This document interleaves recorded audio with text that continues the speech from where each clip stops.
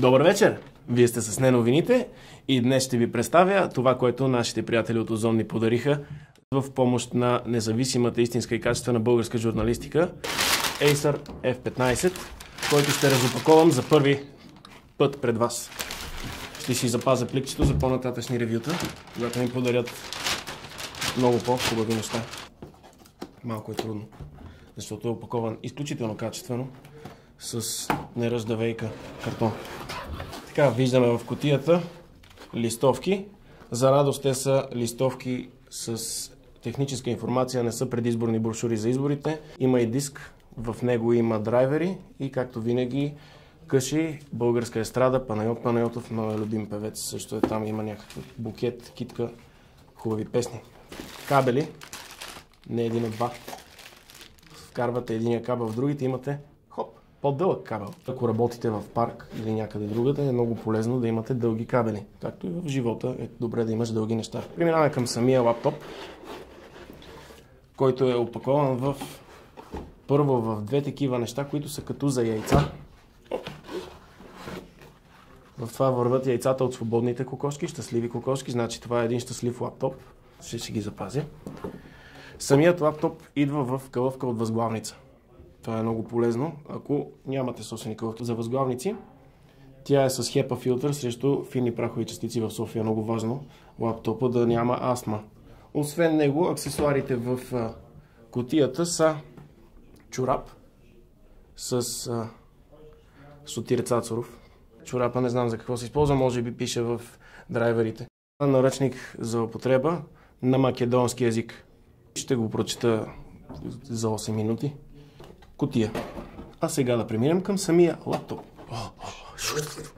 Както виждате, лаптопа Acer F15 е с алуминиев капак, доста здрава изработка, което означава, че не може отново да го изпускате от втория етаж, защото все пак е лаптоп, но означава, че може да го използвате с мазните си пръсти, няма да остават следи или имам мазни пръсти. Виждаме изключително хубава клавиатура, която е с голямо пространство между клавишите, което ви позволява да ядете, да пушите и да пиете около лаптопа и може лесно да се почиства.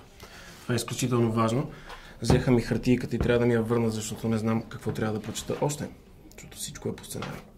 Помислено е за хората, притежаващи и други електронни неща, като те ще може да ги свържат с лаптопа чрез USB 2, два броя USB 3, един USB Type-C, HDMI, VGA, жак за слушалки, Bluetooth, DVD, мемори карта и ако сте старомоден, такова за кабелчето на интернета, което модерните хора вече са забравили как се казва, защото използваме интернет по въздушно-капков път. В душата си лаптопът е двуядрен Intel i7 7500U с 2,7 ГГц, като гигахерци са честота, а не вид наркотици. Имаме 8 ГБ RAM памет, видеокарта NVIDIA GTX 950 с собствени 4 ГБ памет. Тази конфигурация позволява да се играе в FIFA 17 на ултра детайли, което ми помага с лекота да влизам в FIFA Ultimate Team и да бия турци, за да си отмъщавам за България и за това, което сме преживели преди 500 години. Същевременно тази HD резолюция не ми помага да играя по никакъв начин по-добре и съм като националния ни отбор, който дори в HD телевизионен формат е зле.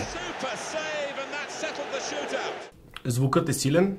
Ако си пуснете оркестър Кристали, ще ги чуете ясно, което означава, че звукът е кристално ясен. Лаптопът има 15,6 инча, което е доста добре, ако питате някоя жена. В Full HD резолюция 1900 на 1080 пиксела, което означава, че ако имате кофти снимки от миналото, ще ви изглеждат или супер малки, или супер отвратителни. Acer F15 е толкова издръжлив, че новините го тестваха и издържаха над 10 часа на писането на смешки без да заспи нито веднъж, което не може да се каже за новините, които се приспаха неколкократно, опитвайки се да измислят нещо по-смешно от Тръмп в реалността. Въпреки приказката, че на харизан лаптоп зъбите не се гледат, новините в името на обективната журналистика потърсиха зъби и не откриха.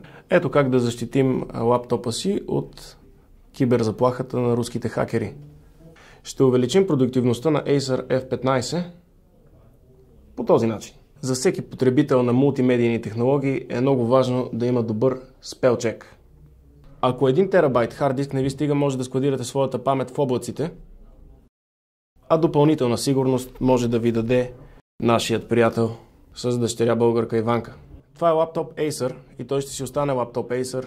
И единствен начин по български да го направите ябълка е така.